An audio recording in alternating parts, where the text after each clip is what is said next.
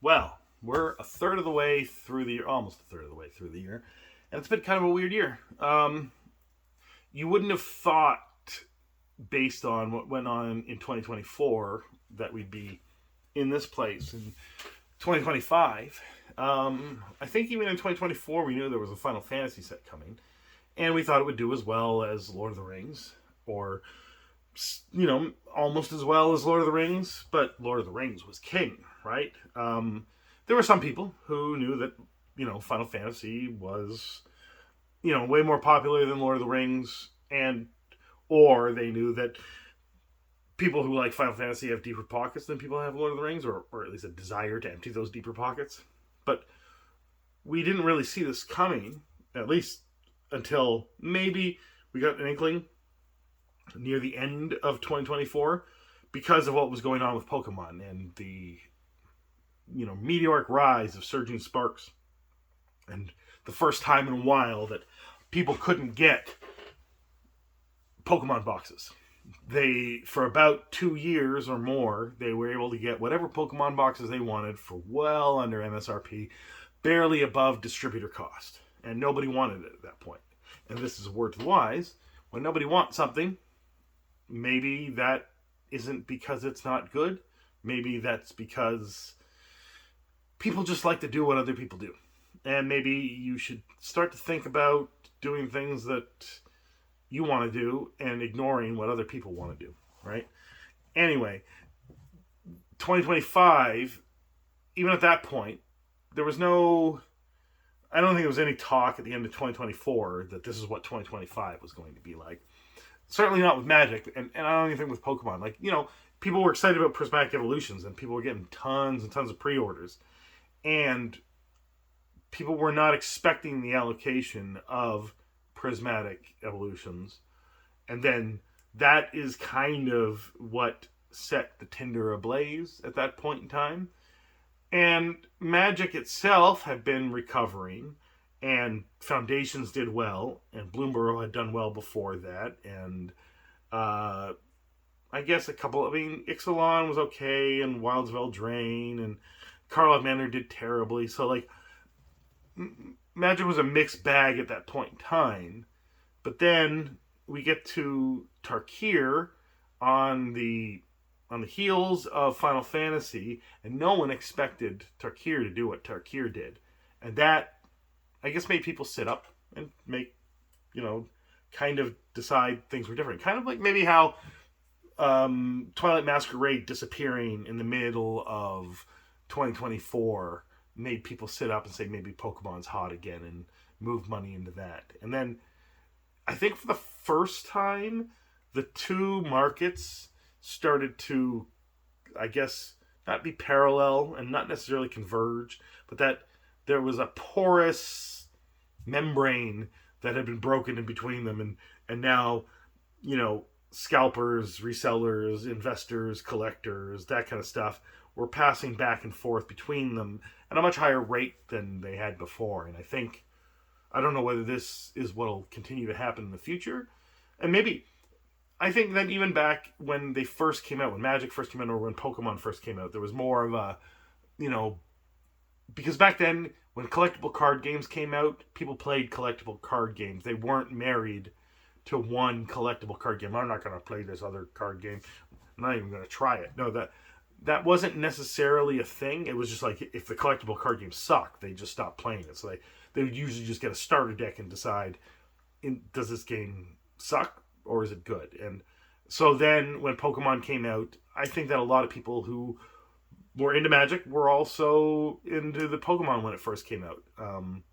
Not all of them, just some of them. And then I think the two markets started to diverge probably in the 2000s. It became, one became, mostly focused on kids, and the other became mostly focused on late teens, early 20s, that kind of thing.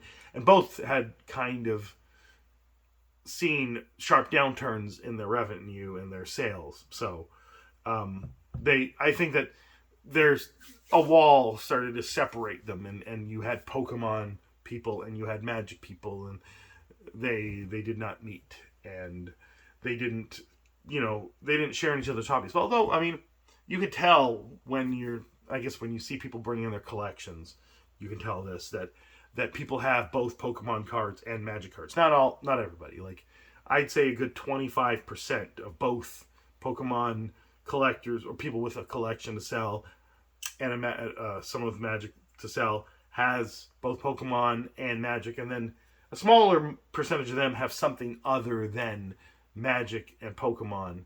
That in addition to whichever one they're selling. So I guess the membrane's more porous than people believe. But right now, I think that there's a lot of crossover, and a lot of people are attributing that to Final Fantasy, and maybe that's true. I don't know. I think that it might just be the market maturing, and that it's collectible card games is just one market, right? I think maybe it was artificially turned into two separate markets, and that just happened for a decade or so, and I think that's breaking down. Maybe it's the streaming, the whatnot, the box breaking, that kind of stuff. Maybe all that, you can only there's only so many of these videos being made of the type of boxes you like being opened, but then maybe the algorithm starts suggesting to you the other type, and then you're like, oh wow.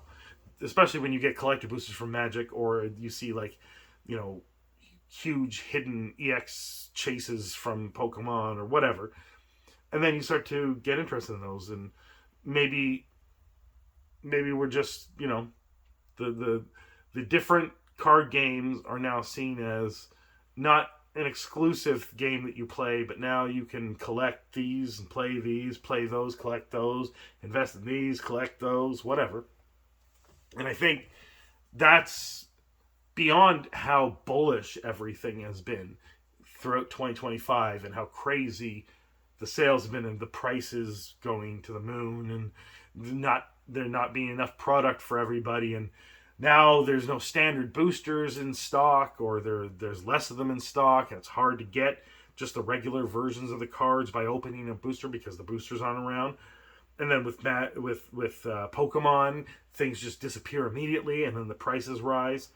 That is happening, but also the different communities around these different games are converging, and people are talking about all the things, and maybe people are trying out new card games that they hadn't tried out before, when all they've been doing for 10 years is just the one card game, right?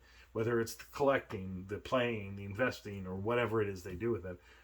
And I think that's what 2025 is. And I don't know if anyone's talked about, that maybe it's a change that'll go forward in the future, and that things that the different communities are no longer segmented or less segmented, and maybe over time will become even less so, which I guess bodes well for this channel, because like I talk about a whole lot of different things in the tabletop gaming space, right? I don't necessarily go into video games, but I do talk about board games, role-playing games, miniature war games, and collectible card games. And I don't specifically talk about one collectible card game or one war game, and it's just everything. And maybe people are just, they just want to dip their feet in lots of different hobbies. Some people are like that, and there's other people that just want to focus on one hobby, obviously, because all these hobbies, are seen as expensive. Although when you really break it down, when you take a look at other people's hobbies that are even way more expensive, it's not that bad. Or other things that you can do for your entertainment dollars, again, not so bad. So I think that 2025 will maybe be seen as a year in which things changed and barriers broke down, and then instead of there being, Magic people and Pokemon people and Yu-Gi-Oh people and Flesh and Blood people, it's just collectible card game people, and maybe just tabletop games people.